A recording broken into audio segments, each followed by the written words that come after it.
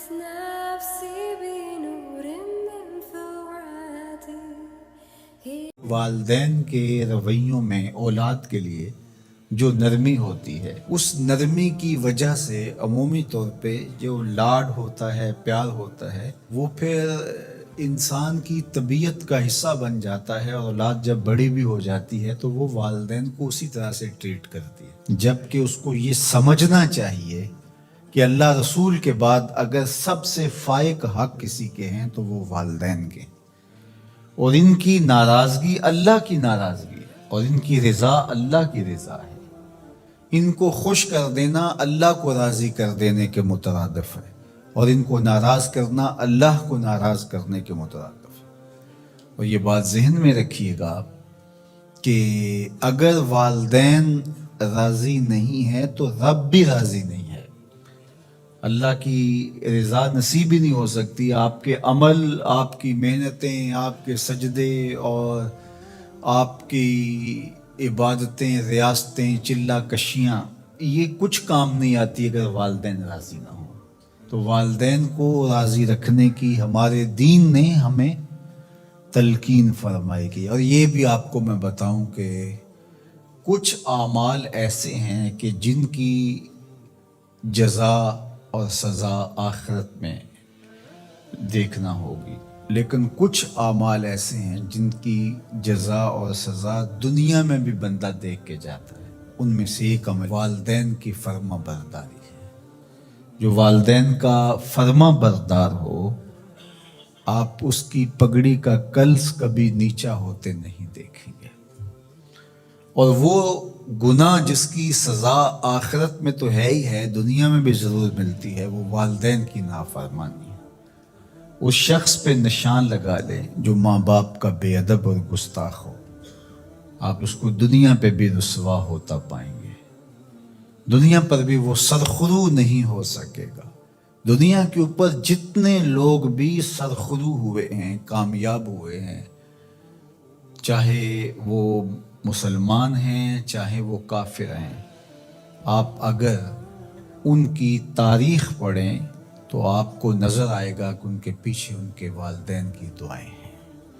اگر والدین کی دعائیں نصیب ہیں تو انسان سرخرو ہوتا ہے، اور اگر والدین کی دعائیں حاصل نہیں ہو پاتی تو محنتیں بھی انسان کی اکاد چلی جاتی ہیں۔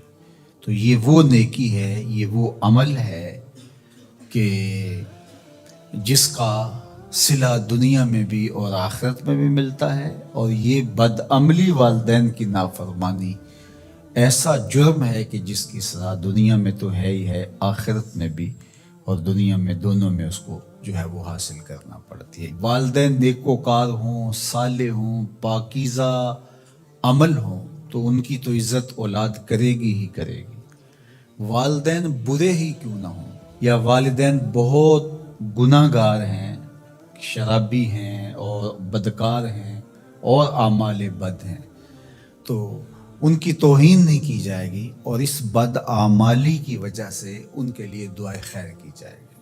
حتیٰ کہ والدین کافر بھی ہوں تو ان کا کفر اپنی جگہ پہ، لیکن اولاد ان کافر والدین کی بھی توہین نہیں کرے گی، ان کے ساتھ وہ حسن سلوک کرے گی والدین ہونے کے ناطے سے، اور نیکوکار ہوں، صالح ہوں تو پھر ان کے تو حقوق اور زیادہ عائد ہو جاتے ہیں۔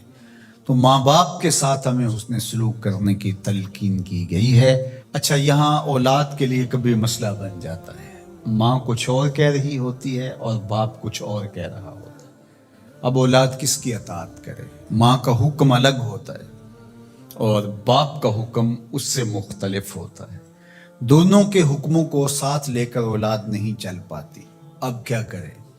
تو علماء نے لکھا کہ پہلے تو ماں باپ کو ہی چاہیے کہ اولاد کو مشقت میں نہ ڈالے، کہ ایسا حکم دے کہ اولاد پھنس جائے کہ ماں کی بات مانو یا باپ کی بات مانو، ایک کی اطاعت سے دوسرے کی نافرمانی لازم آتی ہو تو بڑا مشکل مرحلہ ہو جاتا ہے۔ تو والدین کو اتنا خیال اور اتنا لحاظ رکھنا چاہیے کہ ان کو مشقت میں نہ ڈالے، ایسا حکم نہ دیں جو وہ بجا نہ لا سکے، جو ان کے لیے پورا کرنا مشکل ہو۔ اور بالخصوص ماں باپ کی لڑائی کے اندر اولاد جو ہے وہ پس کے رہ جاتی ہے. ماں کی بات مانی تو باپ ناراض، باپ کی بات مانی تو ماں ناراض. تو اس میں ایک تو والدین کو ہی چاہیے. لیکن کبھی اولاد پھنس جائے تو مسئلہ شرعی سن لیجئے، وہ یہ ہے کہ گھر کا حاکم جو ہے وہ مرد ہے. تو اگر ماں اور باپ دونوں کے احکام آپس میں ٹکرا رہے ہوں تو حکم مقدم ہوگا باپ کا. تو اولاد کے ذمے باپ کے حکم کو ماننا ضروری ہے، لیکن خدمت میں مقدم ہوگی ماں.